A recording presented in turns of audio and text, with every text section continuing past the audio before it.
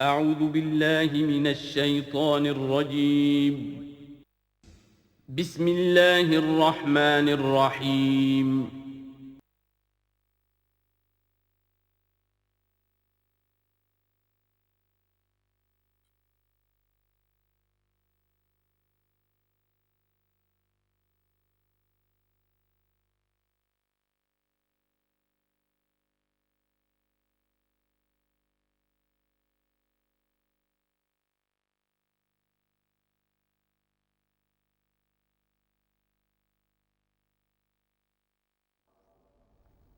الحمد للہ وکفیٰ والصلاة والسلام علی عبادہ الذین اصطفیٰ خصوصاً علی افضلہم وخاتم النبیین محمد الامین وعلی آلہ وصحبہ اجمعین اما بعد فقد قال اللہ تبارک وتعالی کما ورد فی سورۃ الزخرف اعوذ باللہ من الشیطان الرجیم بسم اللہ الرحمن الرحیم حامیم والکتاب المبین انا جعلناہ قرآنا عربیا لعلکم تعقلون وَإِنَّهُ فِي أُمِّ الْكِتَابِ لَدَيْنَا لَعَلِيٌّ حَكِيمٌ وقال تبارک وتعالی کما ورد فی سورۃ الواقعہ فلا اقسم بمواقع النجوم وإنه لقسم لو تعلمون عظیم انه لقرآن کریم فی کتاب مکنون لا یمسہ الا المطہرون تنزیل من رب العالمین وقال عز وجل کما ورد فی آخر سورۃ الفجر بل هو قرآن مجید فی لوح محفوظ صدق اللہ العظیم رب اشرح لی صدری ویسر لی امری واحلل عقدۃ من لسانی یفقہوا قولی اللہم ربنا الہمنا رشدنا واعذنا من شرور انفسنا اللہم ارنا الحق حقا وارزقنا اتباعہ وارنا الباطل باطلا وارزقنا اجتنابہ اللہم ارحمنا بالقرآن العظیم واجعلہ لنا اماما ونورا وہدى ورحمہ اللہم ذکرنا منہ ما نسینا وعلمنا منہ ما جہلنا وارزقنا تلاوتہ آناء اللیل وآناء النہار واجعلہ لنا حجتا یا رب العالمین آمین۔ تعارف قرآن کے ضمن میں سب سے پہلی بات جو سمجھنے کی ہے وہ یہ کہ قرآن مجید کے بارے میں ہمارا اجمالی عقیدہ کیا ہے۔ یہ تین جملوں پر مشتمل ہو سکتا ہے۔ ہمارے نزدیک قرآن اللہ کا کلام ہے جو محمد الرسول اللہ صلی اللہ علیہ وسلم پر نازل ہوا، اور تیسرے یہ کہ یہ مکمل محفوظ شکل میں موجود ہے بنوعاً، اس میں نہ کوئی تحریف ہوئی ہے نہ کوئی تبدیلی ہوئی ہے۔ یہ کم سے کم تین اجزاء ہیں ہمارے عقیدے کے قرآن مجید کے بارے میں۔ لیکن اب اس کی کچھ علمی توضیحات۔ سب سے پہلے یہ کہ کلام ہونا، اس کا اللہ کا کلام ہونا، اس لیے کہ آپ کے علم میں ہے کہ تورات جو حضرت موسیٰ علیہ السلام کو دی گئی تھی وہ لکھی ہوئی شکل میں پتھر کی تختیوں پر لکھی ہوئی صورت میں دی گئی تھی، اور قرآن مجید کی تنزیل جو محمد الرسول اللہ صلی اللہ علیہ وسلم پر ہوئی ہے وہ ایک مختلف صورت میں ہوئی ہے۔ اس کو قرآن مجید خود اللہ کا کلام قرار دیتا ہے۔ چنانچہ سورہ توبہ کی آیت ہے، آیت نمبر 6، وَإِنْ أَحَدٌ مِّنَ الْمُشْرِكِينَ اسْتَجَارَكَ فَأَجِرْهُ حَتَّى يَسْمَعَ كَلَامَ اللَّهِ ثُمَّ أَبْلِغْهُ مَأْمَنَهُ۔ جب ہجرت کے 9ویں سال آخری وارننگ دی گئی تھی مشرکین عرب کو کہ اب صرف تمہیں چند مہینے کی مہلت دی جا رہی ہے، اس دوران میں آخری فیصلہ کر لو اسلام قبول کرنا ہے یا نہیں، اس لیے کہ اس کے بعد مشرکین عرب کے لیے کوئی رعایت نہیں ہوگی، جو لوگ اسلام قبول نہیں کریں گے انہیں تہہ تیغ کر دیا جائے گا۔ فَإِذَا انْسَلَخَ الْأَشْهُرُ الْحُرُمُ فَاقْتُلُوا الْمُشْرِكِينَ حَيْثُ وَجَدتُّمُوهُمْ، جب یہ مہلت ختم ہو جائے تو ان مشرکین کا قتل عام کرو۔ اس کی وضاحت پھر جب سورہ توبہ ہم پڑھیں گے تو اس وقت ہوگی، اس وقت یقیناً ذہن میں کچھ اشکالات آئیں گے، لیکن اس وقت اس ضمن میں تفصیلی بحث کا موقع نہیں۔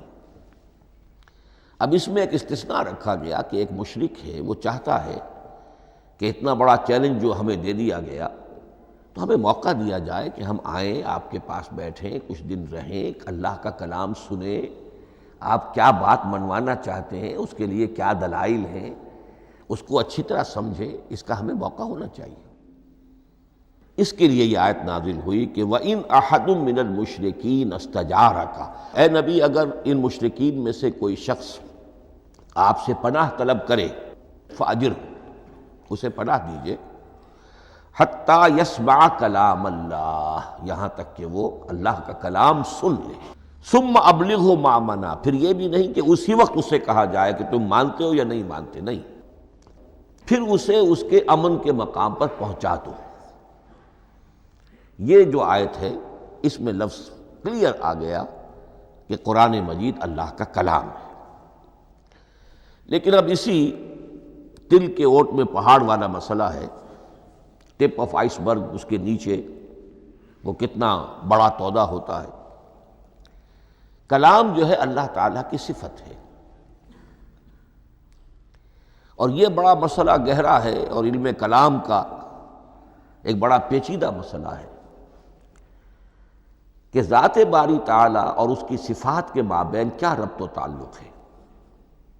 آیا صفات ذات کا جز ہیں، جزو لا ینفک ہیں، حصہ ہے، یا کچھ زائد بر ذات، جس کو علامہ اقبال نے ایک جگہ کہا ہے صفات ذات حق، حق سے جدا یا عین ذات۔ یہ ہمارے علم کلام کا ایک بڑا پیچیدہ مسئلہ ہے، لیکن یہ کہ اس میں متکلمین کا جو تقریباً اجماعی فیصلہ ہے وہ دو لفظوں میں آتا، لا عین ولا غیر۔ اللہ کی صفات نہ تو اس کی ذات کا عین ہے نہ اس کی ذات سے غیر ہے، بہت پیچیدہ شکل ہے، اور یہ بھی اس وقت کا میرا موضوع نہیں ہے، میں صرف کسی اور موضوع کے لیے صرف حوالے دے رہا ہوں۔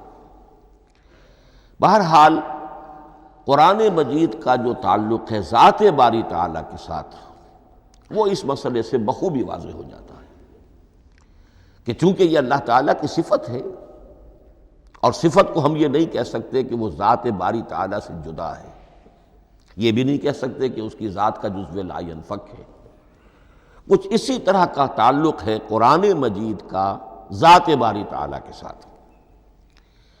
لیکن یہ مسئلہ قرآن مجید میں خود بیان ہوا، اور سورہ حشر کی آیت میں تو یہ فرمایا گیا، اللہ تعالیٰ نے اپنے اس کلام کی عظمت کو یوں بیان کیا، وہ عظمت کما ہیا، جیسے کہ وہ فی الواقع ہے، اور جس کا کہ گویا کہ پورا ادراک ہمارے لیے اپنی بہت سی محدودیتوں کی وجہ سے ممکن نہیں ہے، لیکن ایک تمثیل کے پیرائے میں سمجھایا، لو انزلنا ھذا القرآن علی جبل لرأیتہ خاشعا متصدعا من خشیۃ اللہ وتلک الامثال نضربها للناس لعلهم یتفکرون۔ اگر ہم نے اس قرآن کو کسی پہاڑ پر اتار دیا ہوتا تو تم دیکھتے کہ وہ دب جاتا اور پھٹ جاتا اللہ کے خوف سے۔ اور یہ مثالیں ہیں جو ہم لوگوں کے لیے بیان کرتے ہیں تاکہ وہ غور کریں، تدبر کریں، سمجھیں۔ ما لا یدرک کلہ لا یترک کلہ، اگرچہ بتمام و کمال عظمت قرآن کا فہم ان کے لیے ممکن نہیں ہے، لیکن کسی درجے میں تو کچھ انعکاس اس کا ہو جائے، کچھ اندازہ ہو جائے، انسان اپنی ذہنی سطح کے اعتبار سے، اس کی مناسبت سے کسی درجے میں عظمت قرآن کا اندازہ کر لے، تو اللہ تعالیٰ کے ان الفاظ کو سامنے رکھے کہ لو انزلنا ھذا القرآن علی جبل لرأیتہ خاشعا متصدعا من خشیۃ اللہ۔ اب اس آیت کو سمجھنے کے لیے سورہ اعراف کی آیت نمبر 143 کو سمجھنا ہوگا، اسی اصول کے تحت کہ القرآن یفسر بعضہ بعضا، قرآن کا ایک حصہ دوسرے حصے کی تشریح کرتا ہے۔ وہاں یہ واقعہ بیان ہوا ہے کہ حضرت موسیٰ علیہ السلام کو جب اللہ تعالیٰ نے کوہ طور پر طلب فرمایا 30 راتوں کے لیے، جس میں بعد میں 10 کا اضافہ کر کے وہ ایک 40 رات کا ایک کورس بنا، دن رات، اس موقع پر جو مخاطبہ الہی، مکالمہ الہی سے مشرف ہوئے حضرت موسیٰ علیہ السلام، تو ان کی آتش شوق بھڑکی اور انہوں نے بڑی جرأت کر کے یہ درخواست کر دی، رب ارنی انظر الیک، پروردگار مجھے اپنا دیدار بھی عطا فرما، مجھے موقع عنایت فرما، میں تجھے دیکھ سکوں۔ یہ ان کی وہ آتش شوق کا مسئلہ ہے، لیکن جواب کیا ملا؟ لن ترانی، تو مجھے ہرگز نہیں دیکھ سکتے، ولیکن انظر الی الجبل فإن استقر مکانہ فسوف ترانی۔ لیکن ظاہر بات ہے کہ حضرت موسیٰ علیہ السلام کو بات سمجھانے کے لیے کچھ مشاہدہ بھی کرانا تھا۔ فرمایا تم مجھے نہیں دیکھ سکتے، البتہ اس سامنے کے پہاڑ پر نگاہ جماؤ، ہم اس پر اپنی ایک تجلی ڈالیں گے۔ یہ اگلی الفاظ کے اندر وضاحت ہے، میں یہاں پہلے سے بیان کر رہا ہوں سمجھانے کے لیے۔ اگر وہ پہاڑ ہماری اس تجلی کو، تجلی کسے کہتے ہیں؟ جلا، روشنی، تو اللہ تعالیٰ کی طرف سے کوئی خاص اس کے نور کا جب پرتو ہوتا ہے کسی شے پر تو وہ اس کی تجلی ہے۔ ہم اپنی ایک تجلی اس پہاڑ پر ڈالیں گے، اگر وہ اس کو جھیل جائے، اپنی جگہ کھڑا رہ جائے، تو تم سمجھنا کہ شاید تم بھی ہمیں دیکھ سکو۔ فلما تجلی ربہ للجبل، اب یہاں وہ لفظ آ گیا، جب اللہ نے تجلی اپنی پہاڑ پر ڈالی، جعلہ دکا وخر موسیٰ صعقا، وہ پہاڑ ریزہ ریزہ ہو گیا اور حضرت موسیٰ بے ہوش ہو کر گر گئے۔ اب یہ بے ہوش ہو کر گر جانا، جبکہ وہ تجلی براہ راست بھی نہیں ہے، بالواسطہ ہے۔ مشاہدہ جو کر رہے حضرت موسیٰ وہ بالواسطہ ہے، تجلی پہاڑ پر ہے، لیکن یہ کہ اس کا بھی بالواسطہ اس کا جو ہوا ہے، اس کی جو تاثیر ہوئی حضرت موسیٰ علیہ السلام پر کہ وہ اس کی تاب نہ لا سکے اور بے ہوش ہو کر گر گئے۔ یہاں سے یہ بات سمجھ میں آتی ہے کہ یہ تجلی یہ ذات باری تعالیٰ تھی جس نے کوہ طور کو جلا کر بھسم کر دیا یا ٹکڑے ٹکڑے کر دیا، ریزہ ریزہ کر دیا۔ اب ذات الہی کے ساتھ جو تعلق ہے کلام الہی کا، اور یہ صفت جو لا عین ولا غیر کے درجے میں ہے ذات کے ساتھ، تو وہی تاثیر اس کلام الہی کی بھی ہے۔ لو انزلنا هذا القرآن على جبل لرأيته خاشعا متصدعا من خشية الله وتلك الامثال نضربها للناس لعلهم يتفكرون۔ اس حقیقت کو اس دور میں میں اپنے مطالعے کی محدودیت کا اعتراف کرتے ہوئے عرض کر رہا ہوں کہ میرے نزدیک جس قدر پرشکوہ انداز میں علامہ اقبال نے بیان کیا ہے، اسی کیفیت کو وہ شاید اس کی کوئی مثال نہ مل سکے۔ فاش گویم آنچ در دل مضمرست، یہ کتابیں نیست چیزیں دیگر است، میں صاف ہی کہہ دیتا ہوں جو میرے دل میں چھپی ہوئی بات ہے۔ فاش گویم آنچ در دل مضمرست، یہ کتابیں نیست، اس قرآن کو کتاب نہ سمجھنا، یہ کچھ اور شے ہے، چیزیں دیگر است۔ اب وہ چیزیں دیگر کیا ہے؟ وہی جو میں نے عرض کیا، ذات باری تعالیٰ اور کلام کا صفت باری تعالیٰ ہونا، اس کے بنا پر جو مناسبت ہے، جو قرب ہے، جو مشابہت ہے۔ مثل حق پنہاؤ ہم پیداستو، زندہ و پائندہ و گویاستو۔ اس کلام میں اللہ تعالیٰ کی ساری صفات کا انعکاس موجود ہے۔ یہ بات ویسے بھی سمجھ میں آتی ہے، کوئی شخص ذرا گفتگو کرے، چند جملے جب وہ ادا کرے گا اپنی زبان سے، تو معلوم ہو جائے گا کہ اس کے فہم کا، اس کی دانش کا، اس کے مطالعے کا حدود اربع کیا ہے اور اس کے ذہن کی سطح کیا، سمجھ میں آ جائے گی بات۔ اس لیے کہ کلام جو ہے وہ متکلم کی پوری شخصیت کی عکاسی کر رہا ہوتا۔ تانت بازی راگ پایا، چند جملے کسی نے کہا، پتہ چل گیا کہ یہ کس سطح کے آدمی ہیں، علمی اعتبار سے، معلوماتی اعتبار سے، تہذیبی اعتبار سے، کلچرڈ ہیں یا نہیں ہیں۔ یہ ساری باتیں چند جملوں میں واضح ہو جائیں گی۔ تو اللہ تعالیٰ کی بھی جملہ صفات کا عکس اس قرآن میں موجود ہے۔ ان میں سے جن چند چیزوں کا ذکر علامہ نے شعر میں کیا، وہ جو سورہ حدید کی آیت ہے، هو الاول والآخر والظاہر والباطن، اللہ الظاہر بھی ہے، الباطن بھی ہے، اتنا ظاہر کہ اس سے زیادہ ظاہر کوئی شے نہیں، اور اتنا باطن کہ اس سے زیادہ چھپی ہوئی کوئی شے نہیں۔ اسی لیے حضور سے جو منقول ہیں الفاظ کہ پروردگار انت الظاہر فلیس فوقک شیء وانت الباطن فلیس دونک شیء، یہی کیفیت قرآن کی ہے۔ مثل حق پنہاں و ہم پیداستو، پنہاں بھی ہے ظاہر بھی ہے، جیسے ذات باری تعالی، اور جیسے اللہ تعالیٰ کی شان ہے جو آیت الکرسی کے شروع میں آئی، الحی القیوم، مثل حق پنہاں و ہم پیداستو، زندہ و پائندہ و گویاستو۔ یہ قرآن جو ہے اللہ تعالیٰ کی صفات کا ایک عکس اپنے اندر رکھتا ہے۔ اس سے ذرا آگے چلیے، کلام کے بارے میں۔ اب کلام الہی ظاہر بات ہے کہ صفت ہے، اور صفت قدیم ہے۔ اللہ کی صفات حادث نہیں ہے، اللہ کی ذات بھی قدیم ہمیشہ سے ہے، اور اس کی صفات بھی قدیم ہمیشہ سے۔ اور یہ جو کلام الہی ہے، ظاہر بات ہے کہ یہ جو ہماری زبان کے حروف و اصوات ہیں، کلام الہی تو ان سے منزہ ہے، مبرہ ہے، ماورا ہے، اعلیٰ ہے، عرفہ ہے۔ ہماری زبانوں کے حروف و اصوات، الفابیٹس جگہ جگہ تبدیل ہو جائیں گے، انگریزی کے کچھ اور ہیں، اردو کے کچھ اور ہیں، عربی کے کچھ اور ہیں۔ کلام الہی ان تمام سے آگاہ، عرفہ، منزہ اور مبرہ ہے۔ یہ کلام الہی جب بھی نازل ہوا ہے، ظاہر بات ہے حضرت موسیٰ پر اگر کتاب اتاری گئی، وہ بھی علم الہی سے آئی، لیکن وہ عبرانی زبان میں آئی۔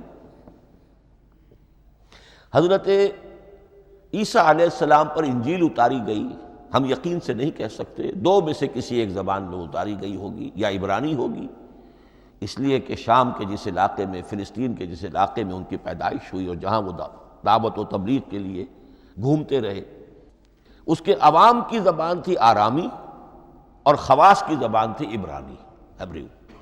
تو یا تو وہ بھی تورات کی طرح عبرانی ہی میں نازل ہوئی تھی، یا آرامی میں ہوگی، لیکن اب کوئی نسخہ نہ ہیبریو کا، کوئی قدیم نسخہ دنیا میں موجود ہے، نہ آرامی کا۔ جو سب سے پرانا نسخہ ملتا ہے انجیل کا، وہ اس کا ترجمہ ہے، لیٹن زبان کا ترجمہ ہے، یا گریک ترجمہ ہے، اصل کوئی نہیں۔ بہرحال جب وہ کلام الہی محمد الرسول اللہ پر نازل ہوا، اب اس نے حروف و اصوات کا وہ جامہ پہنا کہ جو عربی زبان کے ہیں۔ یہی وجہ دیکھیے، میں نے جو آیت سورہ حامیم، یہ جو سلسلہ سور ہے اس میں سے سورہ زخرف کی آیت جو میں نے آپ کو سنائی، حامیم والکتاب المبین انا جعلناہ قرآنا عربیا لعلکم تعقلون، ہم نے بنا دیا ہے اپنے اس کلام کو قرآن عربی، اس کو عربی حروف و اصوات کا جامہ ہم نے پہنا دیا ہے۔ انا جعلناہ قرآنا عربیا لعلکم تعقلون، کہ چونکہ مخاطب اول جو قوم تھی امیین، ان کی زبان عربی تھی، لعلکم تعقلون، تاکہ تم اس کو سمجھ سکو۔ اب اس سے آگے چلیے، اصل قرآن مجید کے 3 مقامات سے معلوم ہوتا ہے، اصل قرآن اللہ کے پاس ہے۔ یہ قرآن جو ہمارے پاس ہے، مصحف ہے، مصحف عثمان رضی اللہ تعالی عنہ، یہ اس قرآن کی مصدقہ نقل ہے۔ اصل قرآن کہاں ہے؟ ایک جگہ فرمایا بل ہوا قرآن مجید فی لوح محفوظ، لوح محفوظ میں ہے، اصل قرآن وہاں ہے۔ اسی طریقے سے اسی سورہ زخرف کی اگلی آیت کیا ہے؟ ہم نے اسے عربی قرآن بنا کر اتارا، لیکن اصل قرآن کیا ہے؟ وَإِنَّهُ فِي أُمِّ الْكِتَابِ لَدَيْنَا لَعَلِيٌّ حَكِيمٌ، حقیقت میں تو یہ ام الکتاب میں ہے جو ہمارے پاس ہے، اور علی ہے بہت بلند، حکیم بڑی حکمت والا، یا محکم مضبوط، حکیم کے دونوں معنی ہیں۔ استحکام بھی اسی ہے کاف اور میم کے مادے سے بنا ہے، کسی شے کا پختہ ہو جانا، مضبوط ہو جانا، اور عقل کی پختگی وہ حکمت ہے، وہ دانائی ہے۔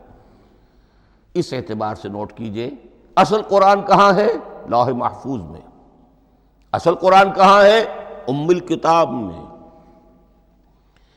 اسی کو کہا گیا ہے ایک اور مقام پر فی صحف مکرمۃ مرفوعۃ مطہرۃ بایدی سفرۃ کرام بررہ۔ یہ قرآن، اصل قرآن تو بڑے صحیفوں میں، ان صحیفوں میں ہے، ان صفحات میں ہے، ان اوراق میں ہے، جس کی شان کیا ہے؟ مکرمۃ، جن کی انتہائی تعظیم کی جاتی ہے، مطہرۃ، نہایت پاک صحیفے، فی صحف مکرمۃ مرفوعۃ، بلند و بالا، مطہرۃ بِأَيْدِي سَفَرَةٍ کرام بررہ، ان فرشتوں کے ہاتھ میں جو بہت باعزت، بہت اونچے درجے کے، ان کے ہاتھوں میں ہے۔ وہ لوگ ہیں کہ جن کی تحویل میں ہے یہ کلام پاک، فی صحف مکرمۃ مرفوعۃ مطہرۃ بِأَيْدِي سَفَرَةٍ کرام بررہ۔ اب اسی کو بیان کیا ہے سورہ واقعہ میں، فلا اقسم بمواقع النجوم، تو نہیں، میں قسم کھاتا ہوں ستاروں کے ڈوبنے کی جگہ کی۔ وَإِنَّهُ لَوْ تَعْلَمُونَ لَقَسَمٌ عَظِيمٌ، وَإِنَّهُ لَقَسَمٌ لَوْ تَعْلَمُونَ عَظِيمٌ، اور اگر تم جان سکتے تو یہ بہت بڑی قسم ہے جو ہم نے کھائی ہے، بہت بڑی گواہی ہے جو ہم نے پیش کی ہے۔ اب تدریجاً اس کا انکشاف ہو رہا ہے۔ یہ آج جو تصور ہے بلیک ہولز کا، اس سے کچھ اندازہ ہوتا ہے یہ ستارے کہاں ڈوب جاتے ہیں، بڑے بڑے ستارے نسیم منسیہ ہو جاتے ہیں، ستارے نہیں، پوری گیلیکسیز اس میں گم ہو جاتے ہیں، وہ مقبرے ہیں بڑی بڑی گیلیکسیز کے۔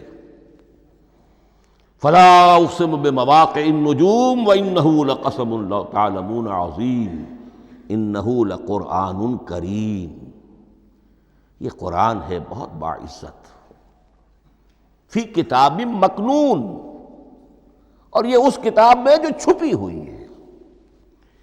یہ لؤلؤ مکنون کا لفظ آتا ہے قرآن مجید میں، جیسے موتی ہوتے ہیں انہیں چھپا کر رکھا جاتا ہے ڈبیوں میں، مخملی ڈبیوں کے اندر موتیوں کو، اسی طریقے سے فی کتاب مکنون، لا یمسہ الا المطہرون، وہ صحیفے بھی بہت مطہرہ تھے اور ان کو چھو نہیں سکتے مگر وہی جو انتہائی پاک ہیں، ملائکہ مقربین، جن کے قریب سے بھی ہو کر معصیت یا گناہ کا کوئی تصور تک نہیں گزر سکتا، وہ ہیں جو اس کو چھوتے ہیں، ان کے ہاتھوں میں ہے، ان کی تحویل میں ہے۔ یہ ہے وہ چیزیں کہ جس سے اندازہ ہوا کہ اصل قرآن کہاں ہے۔ یہ جو ہمارے پاس ہے در حقیقت یہ نقل مطابق اصل ہے، مصدقہ نقل ہے۔ اب اس میں آپ سے عرض کر دوں کہ ایک بہت خوبصورت بات ہمیں جو ملتی ہے، تورات میں جو استثناء، جو صفر استثناء ہے، ڈیوٹرانومی، اس کے 18ویں باب میں 18ویں اور 19ویں آیات جو ہیں اس میں ذکر موجود ہے، میں ان کے لیے انہی کے بھائیوں میں سے تیری مانند ایک نبی برپا کروں گا۔ اللہ تعالیٰ کلام فرما رہے ہیں یہاں حضرت موسیٰ علیہ السلام سے، آج بھی موجود ہے، اولڈ ٹیسٹمنٹ، ڈیوٹرانومی، یا کتاب استثناء سفر استثناء اس کا 18واں باب، اس کی 18ویں اور 19ویں آیات، جب چاہیں جا کر دیکھ لیں۔ میں ان کے لیے ان کے بھائیوں ہی میں سے تیری مانند ایک رسول اٹھاؤں گا، میں ان کے لیے انہی کے بھائیوں میں سے تیری مانند ایک نبی برپا کروں گا اور اپنا کلام اس کے منہ میں ڈالوں گا، اور جو کچھ میں اس سے کہوں گا وہی وہ ان سے کہے گا۔ یہ ہے جو پیشین گوئی ہے محمد الرسول اللہ صلی اللہ علیہ وسلم کی۔ اور یہاں وہ فرق واضح کر دیا گیا، اے موسیٰ تم سے تو یا تو ہم نے کلام کیا ہے یا تمہیں جو کتاب دی ہے وہ لکھی ہوئی دی ہے،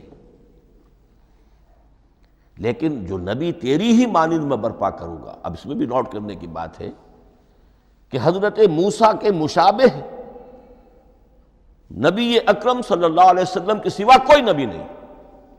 صاحب کتاب وہ بھی تھے، صاحب کتاب محمد بھی ہیں، صاحب امت وہ بھی تھے، اور صاحب امت محمد رسول اللہ ہے تیری مانند۔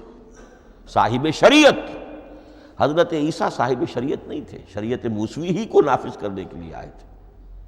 ان کی حیثیت دین موسوی کے مجدد کی تھی، ویسے نبی تھے، اللہ کے فضل و کرم سے نبی تھے، اس میں کوئی شک نہیں، رسول تھے، لیکن یہ کہ ان کے کام کی نوعیت کیا تھی، اس لیے کہ کوئی نئی شریعت لے کر نہیں آئے۔ اب بھی انجیل میں الفاظ موجود ہیں، don't think I have come to destroy law, the Mosaic law جسے یہ کہتے ہیں، شریعت موسوی، وہ تم پر نافذ رہے گی، تم اس کی پابندی کرو گے، چونکہ صاحب شریعت رسول یا موسیٰ یا محمد صلی اللہ علیہ وسلم علیہ الصلوۃ والسلام۔ تو میں ان کے بھائیوں میں سے، اب بھائی کون ہوں گے؟ ظاہر بات ہے بنی اسرائیل، ان کے کزنز کون ہیں؟ بنی اسماعیل۔ بنی اسرائیلی تو جو بھی نبی ہے وہ انہی میں سے ہے، ان کے بھائیوں میں سے، تو بھائی تو ہوگا، ان کا کزن ہوگا، اب وہ کون ہے؟ بنی اسماعیل۔ تو ان کے بھائیوں میں سے گویا کہ غیر اسرائیلی جو ان کے قریب ترین قرابت دار ہوں گے وہ بنو اسماعیل ہیں۔ تیرے مانند صاحب شریعت نبی میں برپا کروں گا، لیکن اس پر جو میرا کلام اترے گا وہ کس شکل میں اترے گا؟ میں اپنا کلام اس کے منہ میں ڈالوں گا، اور پھر وہ جو کچھ کہے گا وہ وہی کہے گا جو میں نے کہا ہے۔ اب اس کے حوالے سے ایک بہت اہم بات سمجھ لیجئے، اور قرآن مجید کے دو اہم مقامات کی وضاحت اس سے ہو جائے گی۔ یہ کلام اللہ، قرآن مجید میں اس کو قول جبرائیل بھی کہا گیا ہے۔ کلام اللہ حضرت جبرائیل کے ذریعے سے جب ادا ہوا ہے تو قول جبرائیل ہے، اور پھر جب وہ محمد الرسول اللہ کی زبانی ادا ہوا تو قول رسول ہے، قول محمد ہے صلی اللہ علیہ وسلم۔ یہ قول اللہ بھی ہے، قول جبرائیل بھی ہے، اور قول محمد بھی ہے بیک وقت۔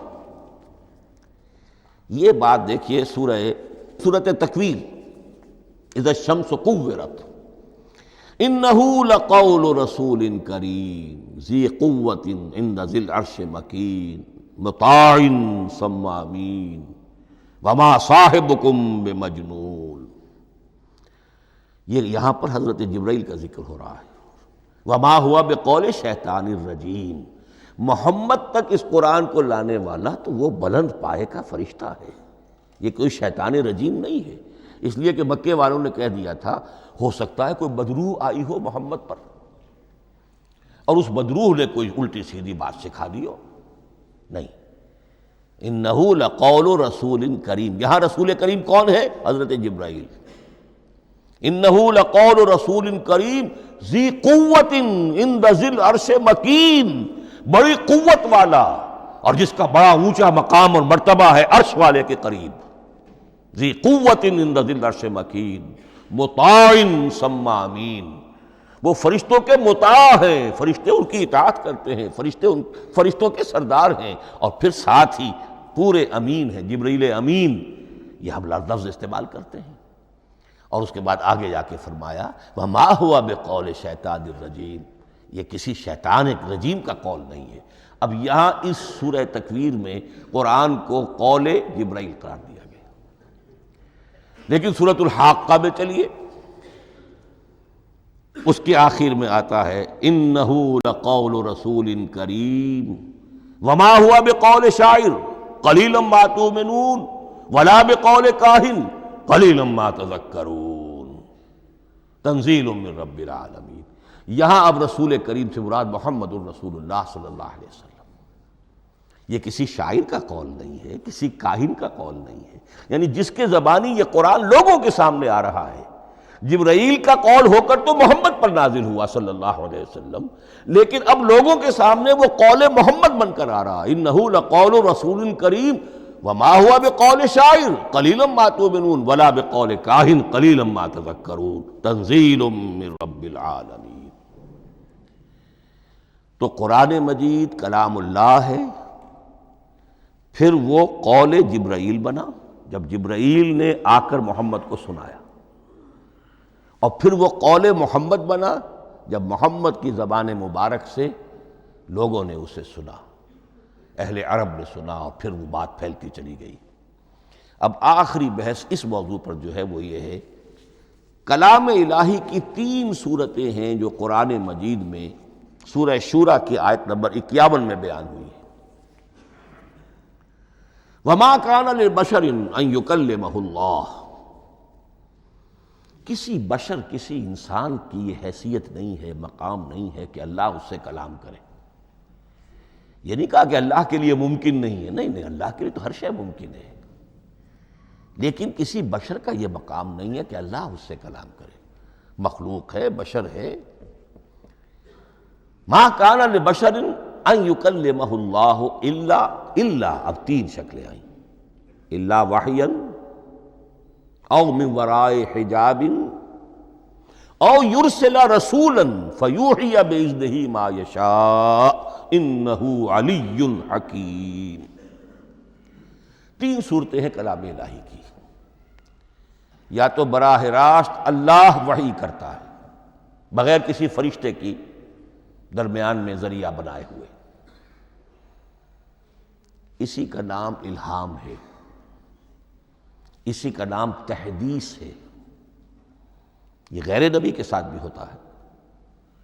حضور نے فرمایا ہر نبی کی امت میں محدث ہوتے تھے جن سے اللہ کلام کرتا تھا، اور میری امت کا محدث عمر ہے رضی اللہ تعالی عنہ۔ محدث، محدث نہیں، محدث کے معنی ہے علم حدیث کا ماہر۔ امام بخاری محدث ہیں، امام مسلم محدث ہیں۔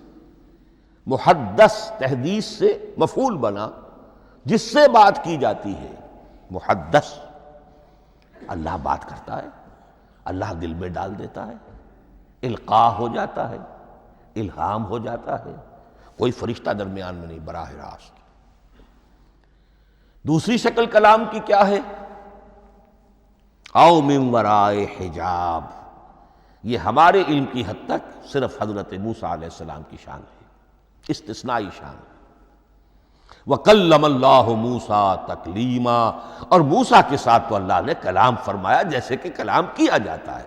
فرق کیا تھا؟ من وراء حجاب، پردہ تھا، دیکھ نہیں سکتے تھے۔ تبھی تو ان کی وہ آتشی شوق بھڑکی تھی۔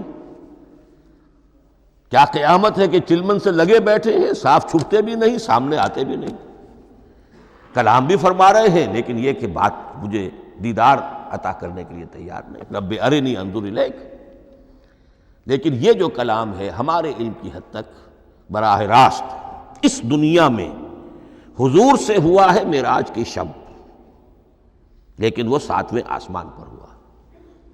اس دنیا میں ہمارے علم کی حد تک یہ کلام براہ راست من ورائے حجاب صرف حضرت موسیٰ علیہ السلام کی استثنائی شان ہے۔ اور تیسرا ہے او یرسل رسولا فیوحی باذنہ ما یشاء، یا تیسری صورت یہ کہ اللہ کسی پیغامبر کو بھیجتا ہے جو وحی کرتا ہے جو اللہ چاہتا ہے۔ یہ تیسری شکل ہے وحی کی۔ قرآن مجید اس تیسری شکل میں نازل ہوا ہے محمد الرسول اللہ صلی اللہ علیہ وسلم پر۔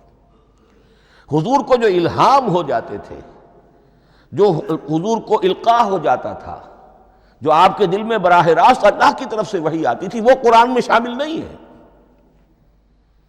اگرچہ حضور کے خواب بھی سچے تھے، وہ بھی اللہ کی طرف سے ہوتے تھے، شیطان کی آمیزش نہیں ہو سکتی تھی، لیکن یہ بھی قرآن میں شامل نہیں ہے۔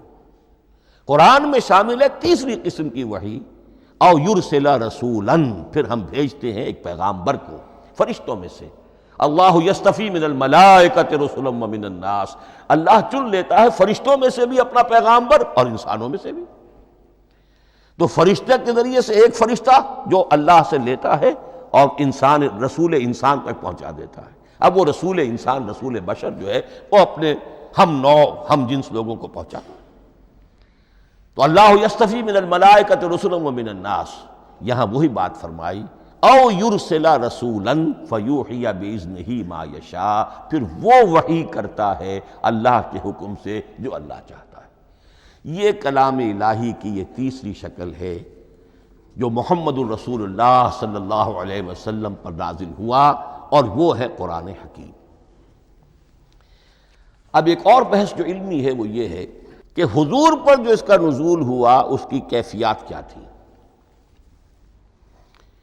دو الفاظ استعمال ہوتے ہیں، انزال بھی اور تنزیل بھی۔ ان دونوں میں فرق کیا ہے اس کو نوٹ کر لینا چاہیے۔ لغوی اعتبار سے جان لینا چاہیے، نزل ینزل کسی کا خود اترنا، نازل ہونا، اترنا۔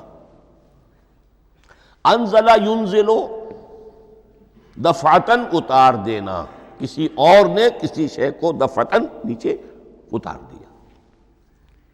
یہی مفہوم نزلہ کے ساتھ بے لگ جائے تو آ جاتا ہے، با کے ساتھ نزلہ بہی، یہ اتارنے کے مفہوم میں آئے گا۔ لفظی ترجمہ یہ بھی کر سکتے وہ اترا اس شے کے ساتھ۔ نزل بہ الروح الامین، اس کو لے کر نازل ہوا خود روح الامین فرشتہ علی قلبک، اے محمد صلی اللہ علیہ وسلم آپ کے قلب مبارک پر۔ تو نزلہ بے اور انزال اس کے معنی ایک ہی ہے، لیکن اگلا لفظ ہے تنزیل، نزل ینزل تنزیلا، اس کے معنی ہے رفتہ رفتہ، تدریجاً، نجمن نجمن، تھوڑا تھوڑا کر کے، وقفے وقفے سے اتارنا۔ جیسے عربی میں اعلام کہیں گے کسی کو کچھ بتا دینا، باخبر کر دینا، مطلع کر دینا، بھائی مطلع کر دیا میں نے، اب تم جانو تمہارا کام، یہ اعلام کہلائے گا۔ تعلیم کسے کہتے ہیں؟ سکھانا، درجہ بدرجہ، دیکھنا اس کی استعداد کیا ہے، آج یہ کیا بات سمجھ سکتا ہے، میں اتنے ہی درجے تک سمجھاؤں، اب کل میں اسے مزید سمجھاؤں گا، پرسوں مزید سمجھاؤں گا۔ یہ درجہ بدرجہ کسی شے کو سمجھانا، یہ تعلیم ہے۔ تو انزل ینزل انزالا، یہ ہے اتار دینا دفعتاً، اور نزل ینزل تنزیلا، یہ ہے تدریجاً اتارنا۔ اب قرآن مجید کے لیے یہ دونوں الفاظ مستعمل ہیں، لیلۃ القدر اور لیلۃ المبارکہ۔ اب یہ دو بھی نوٹ کر لیجئے، قرآن مجید میں چونکہ اہم مضامین کم سے کم دو جگہ پر ضرور آتے ہیں۔ انا انزلناہ فی لیلۃ القدر، یہاں انزلنا ہے، نزلنا نہیں ہے، انزلنا ہے، ہم نے اتارا اس کو لیلۃ القدر میں۔ اور باقی صورت تو آپ کو یاد ہوگی، وما ادراک ما لیلۃ القدر، لیلۃ القدر خیر من الف شہر، تنزل الملائکۃ والروح فیہا باذن ربہم من کل امر، سلام ہی حتی مطلع الفجر۔ لیکن یہ اہم مضمون قرآن مجید میں دوسری جگہ بھی ہے، سورہ دخان کے شروع میں فرمایا حامیم والکتاب المبین انا انزلناہ فی لیلۃ مبارکۃ انا کنا منذرین فیہا یفرق کل امر حکیم امرا من عندنا انا کنا مرسلین رحمتا من ربک انہ هو السمیع العلیم۔ یہ لیلۃ المبارکہ ہے، ایک ہی ہے، لیلۃ القدر اور لیلۃ المبارکۃ، ان دونوں کے لیے وہی انزلنا کا لفظ آیا۔ لیکن یہ کہ سابقہ کتابوں کے اعتبار سے قرآن مجید کا فرق واضح کیا گیا ہے، مثلا سورہ نساء کی آیت نمبر 136 بہت نمایاں ہے، بہت نمایاں ہے۔ وہاں فرمایا گیا یا ایھا الذین آمنوا آمنوا باللہ ورسولہ والکتاب الذی نزل علی رسولہ والکتاب الذی انزل من قبل۔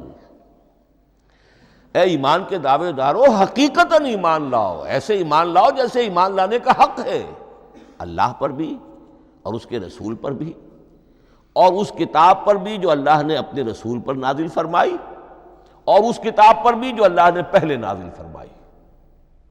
لیکن نازل کے لیے یہاں آیا حضور کے لیے والکتاب الذی نزل علی رسولہ، تنزیل کی شکل میں، اور تورات کے لیے والکتاب الذی انزل من قبل، وہ تو دفعۃ واحدا لکھی ہوئی تختیوں کی شکل میں حضرت موسیٰ علیہ السلام کو دے دی گئی تھی۔ تو یا ایھا الذین آمنوا آمنوا باللہ ورسولہ والکتاب الذی نزل علی رسولہ والکتاب الذی انزل من قبل۔ یہ جو تنزیل ہوئی ہے حضور پر، یعنی لیلۃ القدر میں جو رمضان مبارک میں ہے، پورا قرآن لوح محفوظ سے، کتاب مکنون سے، ام الکتاب سے نقل کر کے اتار دیا گیا سمائے دنیا تک۔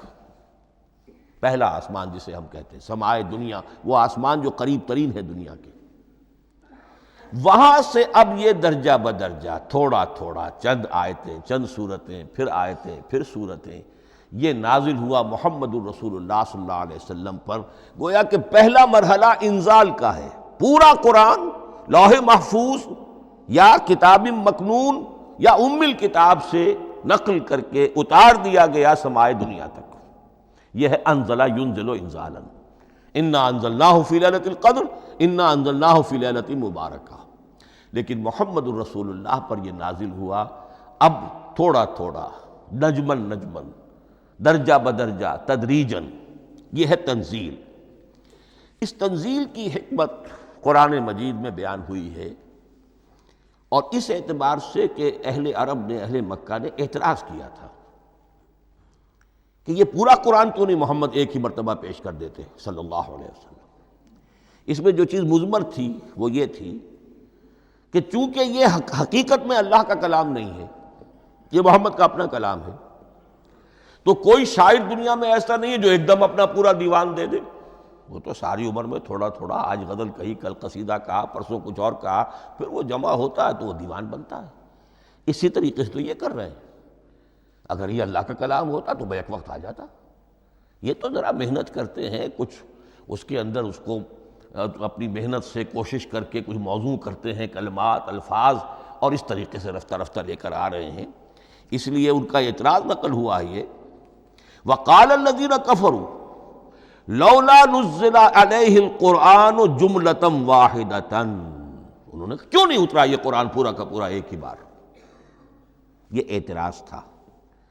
اس اعتراض کے جو جوابات دیے گئے ہیں وہ نوٹ کیجئے کہ لوگوں کے حق میں یہ مفید ہے، یہ پورے قرآن کا تحمل ایک وقت میں کر نہیں سکتے۔ یہ پورا قرآن تو ایک ہی مرتبہ اگر پہاڑ پر بھی اتار دیا جاتا تو وہ پھٹ جاتا، دب جاتا۔ وَقُرْآنًا فَرَقْنَاهُ لِتَقْرَأَهُ عَلَى النَّاسِ عَلَى مُكْثٍ وَنَزَّلْنَاهُ تَنزِيلًا، سورہ بنی اسرائیل آیت 106۔ یہ وہ قرآن ہے جس نے ہم نے جس کو ٹکڑے ٹکڑے کر کے، فرق نہ ہو، فرق توڑ دینا، تھوڑا تھوڑا کر کے ہم نے کر دیا، لِتَقْرَأَهُ عَلَى النَّاسِ عَلَى مُكْثٍ، تاکہ آپ اسے پڑھ کر سنائے لوگوں کو وقفے وقفے سے، تاکہ وہ سہار سکیں، سنبھال سکیں، برداشت کر سکیں۔ وَنَزَّلْنَاهُ تَنزِيلًا، اسی وجہ سے ہم نے اسے نازل کیا ہے بطرز تنزیل، بطرز انزال نہیں، بطرز تنزیل۔ وَقُرْآنًا فَرَقْنَاهُ لِتَقْرَأَهُ عَلَى النَّاسِ عَلَى مُكْثٍ وَنَزَّلْنَاهُ تَنزِيلًا۔ ایک حکمت تو ہو گئی عوام کے لیے، ایک حکمت خود رسول کے لیے صلی اللہ علیہ وسلم۔ كَذَلِكَ لِنُثَبِّتَ بِهِ فُؤَادَكَ وَرَتَّلْنَاهُ تَرْتِيلًا۔ اب ذرا نوٹ کیجئے، قلب محمدی کے لیے بھی اس پورے کلام کا ایک دم سہار آسان کام نہیں تھا۔ یہ اس لیے، یہ اسی سورہ الفرقان کی جو آیت کا میں نے ایک حصہ آپ کو سنا دیا تھا، اسی کے اندر اس کا جواب آیا ہے، اسی آیت میں، آیت نمبر 32 ہے یہ سورہ فرقان کی۔ وَقَالَ الَّذِينَ كَفَرُوا لَوْلَا نُزِّلَ عَلَيْهِ الْقُرْآنُ جُمْلَةً وَاحِدَةً، یہ اعتراض ہے۔ جواب کیا ہے؟ كَذَلِكَ لِنُثَبِّتَ بِهِ فُؤَادَكَ، ہم نے یہ اس لیے کیا ہے نبی کہ اس کے ذریعے سے آپ کے دل کو ٹھہراؤ اور جماؤ عطا کریں۔ یہ ایک دم اس کا اتر جانا، اِنَّا سَنُلْقِي عَلَيْكَ قَوْلًا ثَقِيلًا، بڑا بھاری بوجھ ہے، ناقابل برداشت ہے، تاکہ رفتہ رفتہ آپ کا دل، اس کے اندر تقویت بڑھتی چلی جائے، اس کے اندر اور اس کا تحمل جو ہے، اس کی صلاحیت بڑھتی چلی جائے۔ كَذَلِكَ لِنُثَبِّتَ بِهِ فُؤَادَكَ وَرَتَّلْنَاهُ تَرْتِيلًا، اسی لیے ہم نے تھوڑا تھوڑا کر کے نازل کیا ہے۔ ولا یاتونک بمثل الا جئناک بالحق واحسن تفسیرا، ساتھ ہی فرمایا کہ یہ لوگ جو بھی اعتراض کریں گے ہم اس کا جواب بھی اور بہترین تعویل بھی آپ کو دے دیں گے۔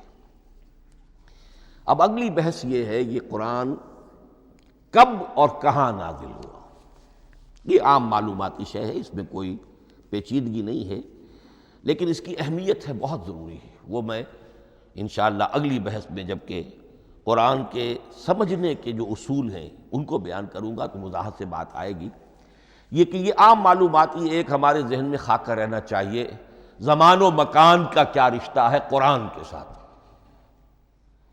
قرآن نازل کب ہوا؟ ہمارا چونکہ عام طور پر جو معمول ہے، ہم تو جو کرسچین ایرا ہے اس کے حوالے سے ہمارے ذہن کے اندر سارا حساب کتاب ہے، تو سن 610 عیسوی سے لے کر 632 عیسوی تک شمسی حساب سے 22 سالوں میں قرآن نازل ہوا ہے۔ 571 حضور کی ولادت کا سال ہے، 571 عیسوی۔ 610 میں آپ 39 سال کے ہوئے، لیکن قمری حساب سے 40 کے ہو چکے۔ 610 میں قرآن کی تنزیل شروع ہوئی اور 632 میں آپ کا انتقال ہوا۔ 22 برس زمانی اعتبار سے نقشہ ذہن میں رکھیے، اور اسے ہم اگر دوسرے حساب سے کہیں گے تو عام الفیل، وہ جو ابرہہ آیا تھا بیت اللہ کو ڈھانے کے لیے، وہ سال عربوں میں بہت مشہور ہو گیا تھا، اور وہی سال حضور کی ولادت کا ہے، تو عام الفیل ہی میں حضور کی ولادت ہوئی، لہذا 40 عام الفیل میں قرآن مجید کا نزول شروع ہوا، اور 11 ہجری تک یہ 23 برس بنتے ہیں قمری حساب سے۔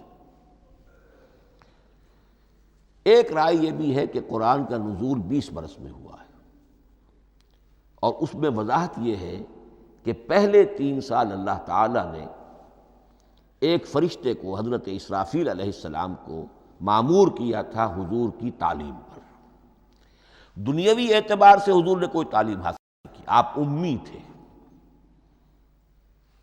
آپ نے دنیاوی اعتبار سے کسی کے سامنے زانو تلمس طے نہیں کیا، کہیں کوئی تعلیم حاصل نہیں کی، کہیں کوئی تحصیل علم نہیں کی، لیکن اللہ تعالیٰ نے علمہ شدید القوا، اللہ تعالیٰ نے جو کچھ انہیں سکھایا ہے، جو علم انہیں عطا کیا ہے، تو ایک روایت یہ ہے کہ 3 برس تک، اور اس کے بعد پھر قرآن نازل ہونا شروع ہوا تو 20 برس تک قرآن نازل ہوا۔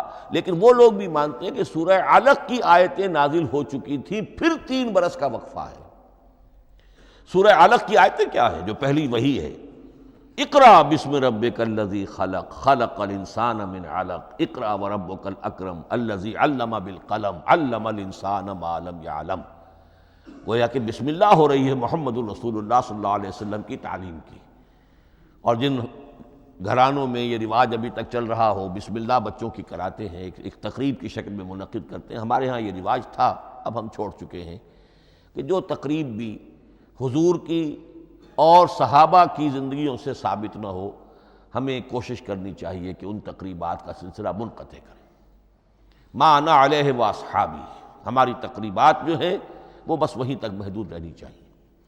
بہرحال وہ جو ایک چلتی ہے روایت، 4 سال 4 مہینے 4 دن کا بچہ یا بچی ہے تو بسم اللہ یہی آیتیں پڑھی جاتی ہیں، پڑھ تو نہیں سکتا، انگلی رکھ کر پڑھانے والا کوئی عالم دین بیٹھ جاتا ہے سامنے، وہ نہا دھو کر بچہ یا بچی بیٹھی ہوئی ہے، اور اس کو اقرأ بسم ربک الذی خلق، خلق الانسان من علق، اقرأ وربک الاکرم الذی علم بالقلم، علم الانسان ما لم یعلم۔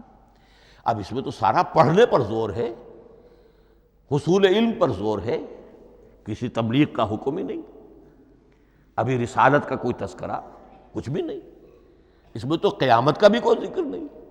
اب اس کے بعد روایت یہ ہے کہ 3 برس تک پھر حضرت اسرافیل دن رات حضور کے ساتھ رہے ہیں اور آپ کی تعلیم ہوئی ہے، اور پھر 3 برس کے بعد پھر وحی کا سلسلہ شروع ہوا ہے، واللہ عالم۔ لیکن یہ کہ جب سورہ اقرا نازل ہو چکی ہے اس کی 5 آیتیں، تو وہ 3 برس بھی اس کا وقفہ شمار ہوں گے، زمانہ نزول پھر وہی 23 برس رہے گا۔ اسی کے ساتھ میں نے عرض کیا تھا کہ دوسری بات یہ کہاں نازل ہوا قرآن۔ ایک لفظ میں تو یہ سمجھ لیجئے یہ حجاز میں نازل ہوا۔ حجاز جزیرہ نماء عرب کا ایک خاص حصہ ہے، پہاڑی سلسلہ، یوں سمجھ لیجئے، اس کو ذہن میں رکھیے۔ جزیرہ نماء عرب جو ہے وہ شمال سے جنوب کی طرف چوڑا ہوتا جاتا ہے، شمال میں شام اور عراق کی طرف جاتا ہے تو وہ تنگ ہے، پھر نیچے چوڑا ہو رہا ہے۔ اس کا جو مغربی ساحل ہے جس پر جدہ کی بندرگاہ بھی ہے، ینبو کی بھی ہے، اس کے کہیں وہ ایک میدان شروع ہوتا ہے ساحل سے، کہیں وہ بہت مختصر ہے، کہیں خاصا چوڑا ہے، اس کو کہتے ہیں تہامہ۔ پھر ایک پہاڑی سلسلہ ہے، اس کو کہتے ہیں حجاز۔ یہ پہاڑی سلسلہ جو ہے اس کے بعد جو ہے وہ نجد کہلاتا ہے، وہ سطح مرتفع ہے، پلیٹو۔ تو یہ تین حصے ہیں جزیرہ نماء عرب کے جغرافیائی اعتبار سے، اور حجاز کہتے بھی ہیں پردے کو، حاجزن، پردہ جو دو چیزوں کے درمیان حائل ہو جائے۔ تو یوں سمجھیے کہ یہ فلیٹ ہے نجد کا، اور یہ فلیٹ ہے میدان، یہ ہے تہامہ کا، اور درمیان میں یہ پہاڑی سلسلہ کھڑا ہوا ہے، تو یہ گویا کہ ان دونوں کو جدا کر رہا، یہ حجاز ہے۔ اس حجاز ہی کا شہر مکہ ہے، اس حجاز ہی کا شہر مدینہ ہے، اس حجاز ہی کا شہر طائف ہے، اس حجاز ہی کی آخری ٹپ سمجھ لیجئے تبوک ہے۔ تو حضور صلی اللہ علیہ وسلم کی پوری زندگی آغاز وحی کے بعد سے لے کر وہ اسی علاقے کے اندر، پہلے آپ مکے میں تھے، قرآن مجید کی جو صورتیں اس دور میں نازل ہوئیں، یہ آیتیں نازل وہ مکیات کہلاتی ہیں۔ پھر آپ نے ہجرت کی، اور ہجرت کر کے جب آپ جا رہے تھے اس دوران میں بھی کچھ قرآن نازل ہوا اثناء ہجرت میں۔ پھر آپ مدینے تشریف فرما ہوئے، اب وہ ہم کہتے ہیں مدنی قرآن، لیکن مدنی قرآن سارا مدینے میں نازل نہیں ہوا۔ آپ کبھی جا رہے کسی مہم پر، کسی جنگ کے لیے، غزوہ بدر کے لیے آ گئے ہیں، تو وہاں جو آیات نازل ہو رہی ہیں وہ مدینے میں تو نہیں ہو رہی۔ براڈ تقسیم تو یہی ہے، مکی مدنی۔ ہجرت سے قبل جو کچھ نازل ہوا وہ مکی، ہجرت کے بعد جو کچھ نازل ہوا وہ مدنی۔ لیکن صرف مدنی کہنا صحیح نہیں ہے، اثناء سفر تبوک، اتنا طویل سفر ہے آپ کا، اس کے دوران آتے جاتے قرآن نازل ہوتا رہا۔ لیکن یہ بات نوٹ کر لیجئے کہ پورا قرآن حجاز ہی میں نازل ہوا ہے، یہ تمام شہر، یہ تمام علاقہ حجاز کہلاتا ہے۔ ایک اور بحث جو ہم اسی اپنی پہلی نشست میں مکمل انشاءاللہ کر لیں گے، وہ ہے محفوظیت قرآن کی بحث۔ میں نے عرض کیا تھا کہ تین چیزوں پر ہمارا عقیدہ مشتمل ہے۔ یہ اللہ کا کلام ہے، نمبر ایک، نازل ہوا محمد الرسول اللہ پر صلی اللہ علیہ وسلم، اسی لیے ہم نے کلام سے متعلق کچھ مباحث علمی گہرائی میں اتر کر وہ سمجھے، حضور پر اس کے نزول، انزال اور تنزیل کے مختلف مراحل کو سمجھا۔ اب اس کی محفوظیت کے اعتبار سے واقعہ یہ ہے کہ واحد کتاب ہے پوری دنیا میں، واحد کتاب جس کے بارے میں دشمن بھی تسلیم کرتے ہیں، چاہے وہ اسے اللہ کا کلام نہ مانے، لیکن یہ مانتے ہیں کہ بعین ہی وہ شے جو محمد نے اپنی امت کو دی تھی آج بھی امت کے پاس صحیح موجود ہے۔ ظاہر بات ہے اگر تو اسے اللہ کا کلام مانے، وہی مانے، تب تو مسلمان ہی ہو گئے۔ وہ تو یہی کہتے ہیں کہ بہرحال محمد نے چاہے خود لکھا، تصنیف کیا، جو بھی کچھ کیا، اس کو چھوڑ دیجئے، لیکن جو شے محمد نے اپنی امت کو دی تھی صلی اللہ علیہ وسلم، بعین ہی وہ شے موجود ہے۔ تو یہ محفوظیت قرآن کی جو ہے، جبکہ کوئی اور دنیا کی کتاب اس کی مدعی ہی نہیں۔ تورات والوں کا سرے سے یہ دعویٰ ہی نہیں ہے، وہ تورات تو گم ہو گئی تھی نبوکدنضر کے حملے کے وقت، اس کے بعد سے دنیا میں تورات کا وجود نہیں ہے، اور پھر 100 برس کے بعد اپنی یادداشتوں سے مرتب کی ہے یہ تورات جو آج ہمارے سامنے ہے۔ انجیل کا جیسا کہ میں عرض کر چکا ہوں، کوئی نسخہ جو ہے نہ عبرانی کا موجود ہے نہ آرامی زبان کا ہے، دنیا کی کوئی کتاب نہیں جو دعویٰ کر سکتی ہو۔ یہ قرآن جو شروع ہوتا ہے ذالک الکتاب لا ریب فیہ، یہ دعویٰ دنیا کی کسی اور کتاب نے خود کیا بھی نہیں۔ اس کی بھی جس قدر پرشکوہ الفاظ میں علامہ اقبال نے اس کی ترجمانی کی ہے، انہی کا حصہ ہے۔ حرف اورا ریب نئے، تبدیل نئے، آیاش شرمندہ تعویل نئے۔ اس قرآن کے کسی حرف میں کوئی تحریف ہو جانا نہیں، امکان ہی نہیں، قطعی طور پر کسی لفظ کا بدل دیا جانا نہیں، حرف اورا ریب نئے، تبدیل نئے۔ اس میں کسی کا شک پر مبنی ہونا نہیں، آیش شرمندہ تعویل نئے، اس کی آیت کوئی بھی ایسی نہیں جسے تروڑا مروڑا جا سکے، یہ اپنی حفاظت خود کرتی ہے۔ لا یاتیہ الباطل من بین یدیہ ولا من خلفہ، حامیم سجدہ کی آیت نمبر 42، اس پر باطل حملہ آور ہو ہی نہیں سکتا۔ انا نحن نزلنا الذکر وانا لہ لحافظون، ہم ہی نے یہ الذکر نازل کیا ہے اور ہم ہی اس کی حفاظت کرنے والے ہیں۔ جہاں تک پہلے ٹکڑے کا تعلق ہے اس آیت مبارکہ کا، اس میں تو تورات بھی آئے گی۔ تورات کس نے نازل کی؟ اللہ نے نازل کی۔ انجیل کس نے نازل کی؟ اللہ نے نازل کی۔ انا انزلنا التوراۃ فیہا ھدی ونور، یہ سورہ مائدہ میں الفاظ ہیں۔ انجیل کے بارے میں بھی ہم نے انجیل عطا کی عیسیٰ کو، فیہ ھدی ونور، لیکن یہ کہ انا نحن نزلنا الذکر، اس کو اس قدر تاکید کے ساتھ کہہ کر وَإِنَّا لَهُ لَحَافِظُونَ، اور ہم ہی اس کے محافظ ہیں۔ لیکن اس موضوع پر اہم ترین مقام جو ہے قرآن مجید کا، وہ سورہ قیامہ کی یہ آیات ہے، لا تحرک بہ لسانک لتعجل بہ۔ جب قرآن نازل ہوتا تھا حضور جلدی جلدی زبان کو حرکت دیتے تھے، یاد کر لیں، مبادا کہیں بھول جاؤں، مبادا کوئی لفظ جو ہے تبدیل ہو جائے۔ یہ مشقت جو آپ جھیل رہے تھے، اس سے اللہ نے روک دیا از راہ شفقت اور محبت۔ لا تحرک بہ لسانک لتعجل بہ ان علینا جمعہ وقرآنہ، ہمارے ذمے ہے اس کو جمع کر دینا، آپ کے سینے میں جمع کر دیں گے اس کو۔ اور صرف جمع کرنا نہیں، قرآن، ترتیب۔ قرآن ہوتا ہے پڑھا جاتا ترتیب سے، یعنی ترتیب نزولی۔ یہ بعد میں ہماری علیحدہ بحث بھی آئے گی کہ ترتیب نزولی اور ہے، ترتیب مصحف اور ہے، یہ ترتیب بھی ہم کروا دیں گے، یہ بھی ہمارے ذمے ہے۔ ان علینا جمعہ وقرآنہ فاذا قرأناہ فاتبع قرآنہ، پھر جب ہم جس ترتیب سے پھر آپ کو پڑھائیں اسی ترتیب کی پیروی کیجیے۔ یہ جو ہے کہ قرآن کا جمع اور تدوین، یہ بھی اللہ تعالیٰ نے اس کی ضمانت لی، اور اس کی ترتیب بھی اللہ تعالیٰ ہی کی ضمانت سے ہے۔ اس اعتبار سے محفوظیت قرآن کی یہ دونوں پہلو ہمارے سامنے رہنے چاہیے۔ بارک اللہ لی ولکم فی القرآن العظیم ونفعنی وإیاکم بالآیات والذکر الحکیم۔